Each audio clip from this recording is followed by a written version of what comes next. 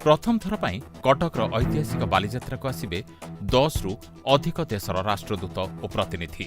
आज वैदेशिक व्यापार मंत्रालय सेमानक आसिबा नै राज्य सरकार को सूचना देछि। फलरे सेमानक राज्य अतिथि मान्यता प्रदान कराजिबा सह सेमानक पई स्वतंत्र व्यवस्था ग्रहण करिबाकू प्रशासनिक स्तर रे उद्यम आरंभ होइछि। सेमाने बालीजात्रा को आसिबा सह कोणार्क, कटक सहरर विभिन्न ऐतिहासिक स्थान, ललितगिरी, माणियाबंध आदि स्थान बुलिबे।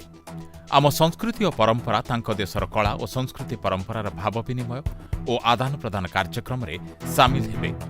नेपाल, भूटान, बांग्लादेश, मियांमार भली एशियान देशर राष्ट्रदूत माने आसिबे बोली केंद्र पक्षरु राज्य सरकार को सूचना दिया जाइछि।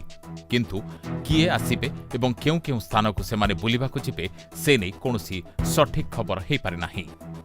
अन्यपटे बालीजात्रा 10,000 रु अधिक वर्गफुट्रे हेबाकू थिबा दक्षिण पूर्व एशिया को नै पैभिलियन रे एसबु देशर संपर्क केमिति रहिथिला और वर्तमान केमिति अछि, सेतेबेलर वाणिज्य संपर्क किभଳି थिला और वर्तमानर संपर्क किपरि अछि से संपर्क रे दर्शकंक पई सविशेष तथ्य रखाजिबो।